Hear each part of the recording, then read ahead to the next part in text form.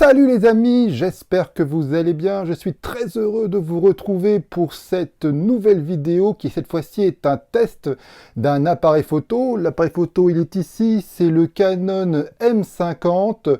Est-ce que c'est un bon appareil photo pour débuter sérieusement en vidéo ou en photo? Je vais vous le dire tout de suite. Alors, je vais en premier lieu vous donner toutes les caractéristiques de cet appareil photo. Ensuite, nous allons partir ensemble à Amiens et c'est là où je vais vraiment tester ses capacités en vidéo et en photo. Et je reviendrai ici et je ferai donc ma conclusion. On se retrouve tout de suite après le générique.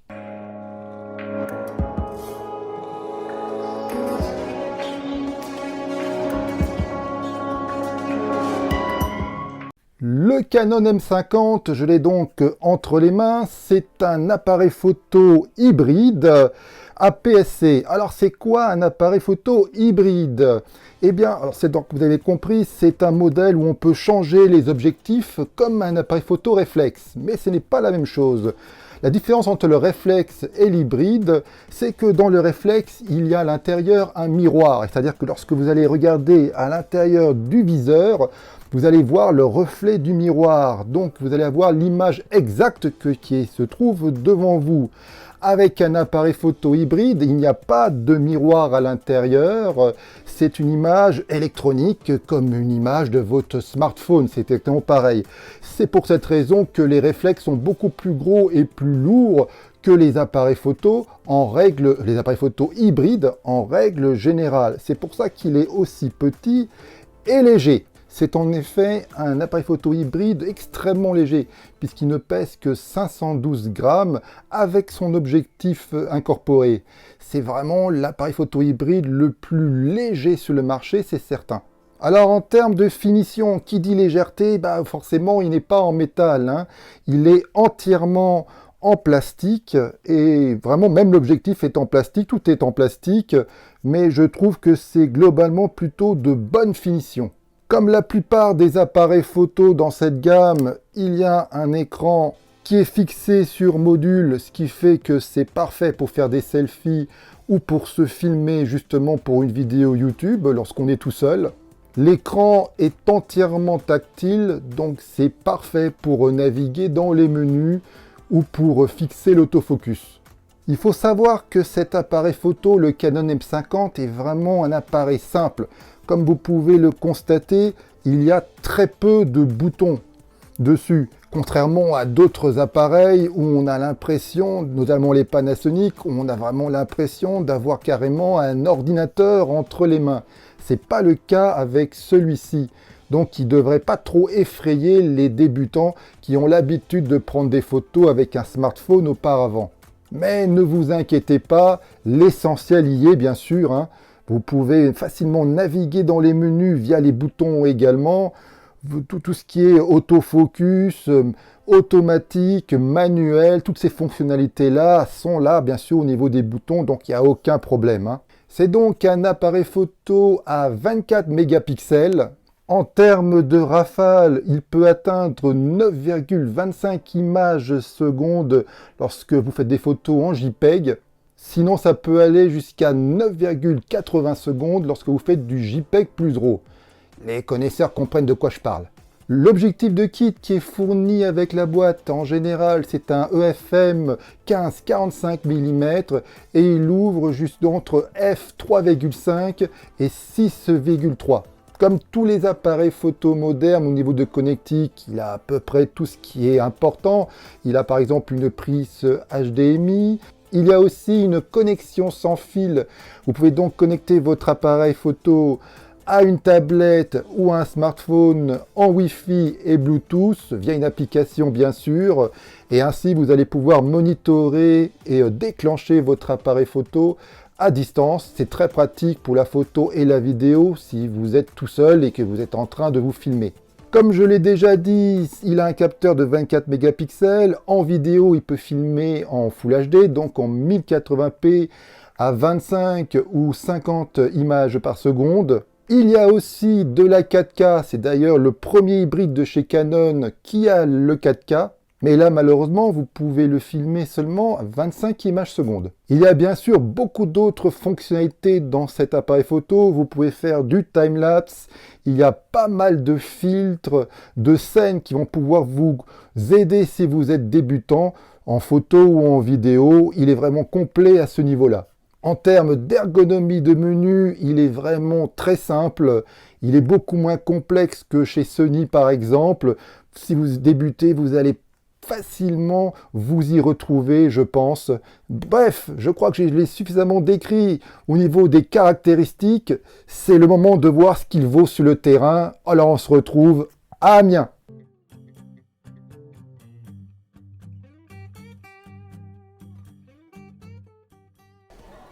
Comme promis, je me trouve à Amiens pour faire le test de l'appareil photo. Là, je me dirige tout droit vers la cathédrale. La luminosité, c'est pas génial pour faire des photos malheureusement, mais c'est pas grave. Puisque je suis ici, je vais faire ce que je peux.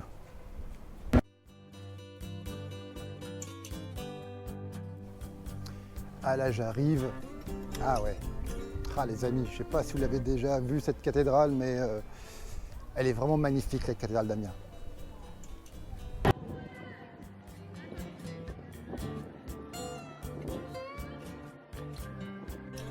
Cette cathédrale est vraiment magnifique, elle mérite vraiment d'être photographiée.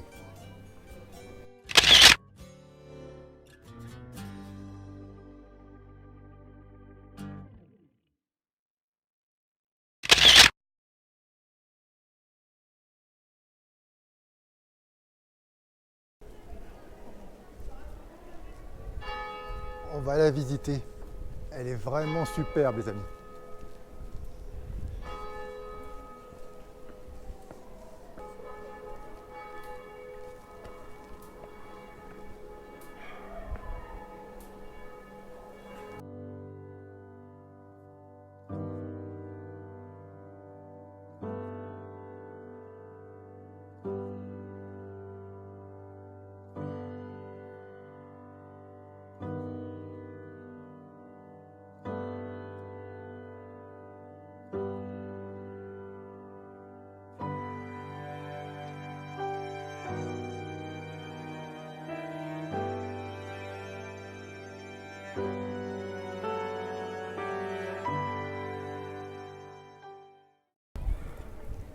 L'architecture de cette cathédrale est vraiment magnifique. J'ai bien sûr une pensée pour Notre-Dame de Paris.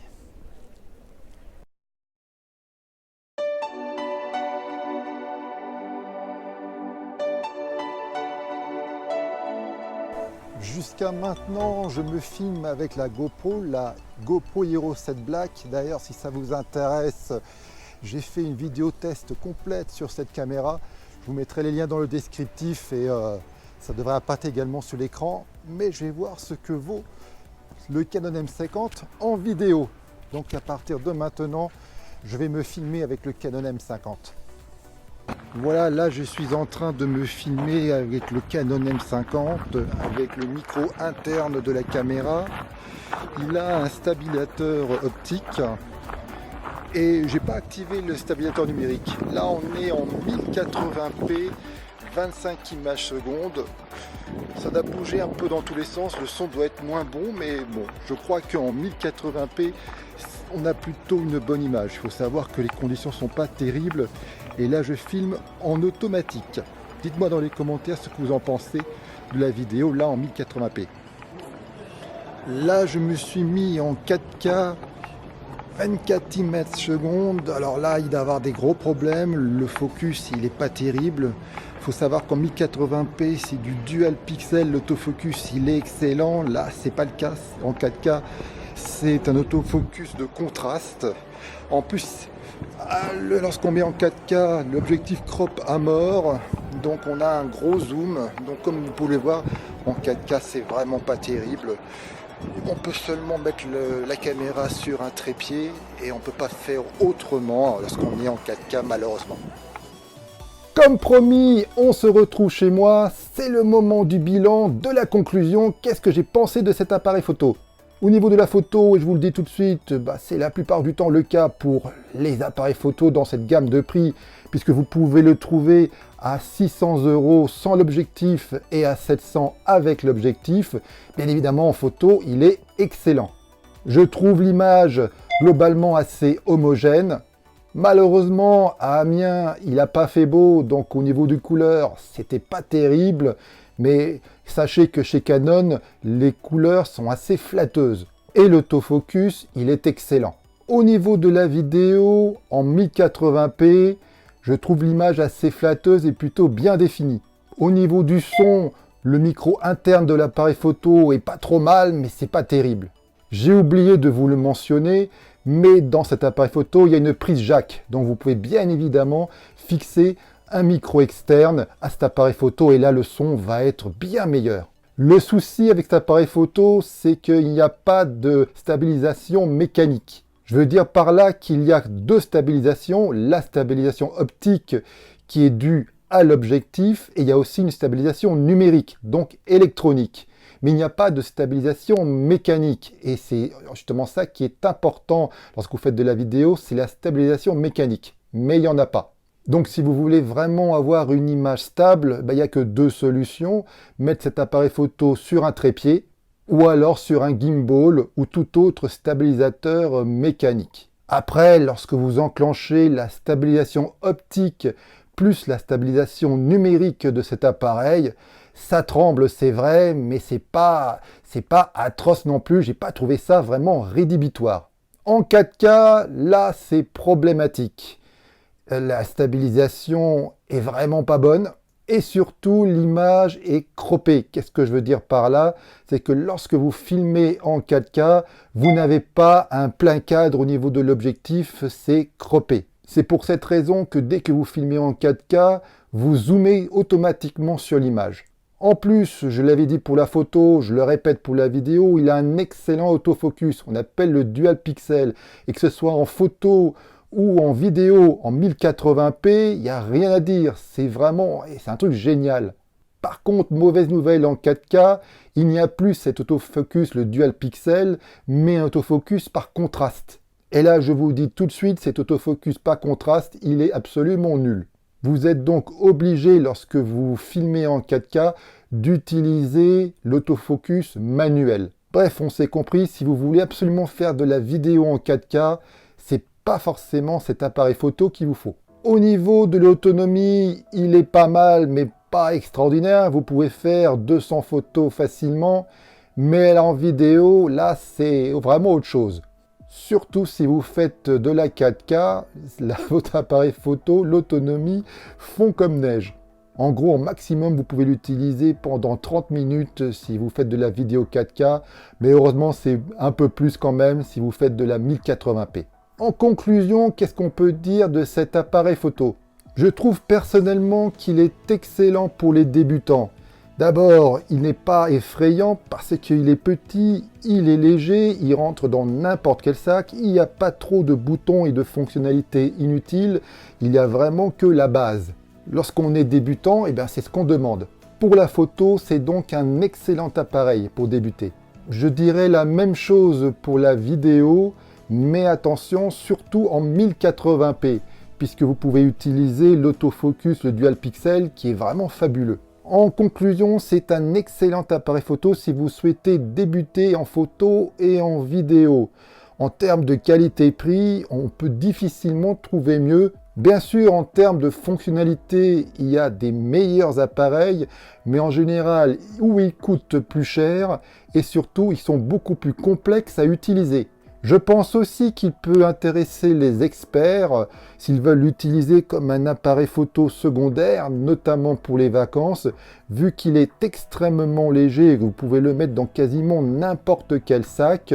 C'est un appareil photo idéal pour les vacances.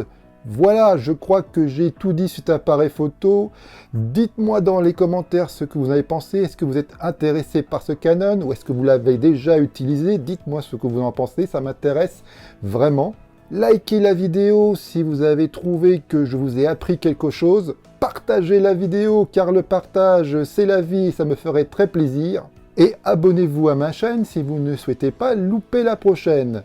D'ailleurs, en conclusion, si vous préférez un Compact Expert qu'un appareil photo hybride, c'est-à-dire où on change les objectifs, eh bien, j'ai fait également un test, c'est sur le Canon G7X Mark II. Je mettrai les liens dans le descriptif si ça vous préférez un compact à un appareil photo. Vous pouvez donc regarder cette vidéo si ça vous intéresse. Et là, je crois que j'ai vraiment tout dit. Je vous dis à une prochaine fois. Allez, bye!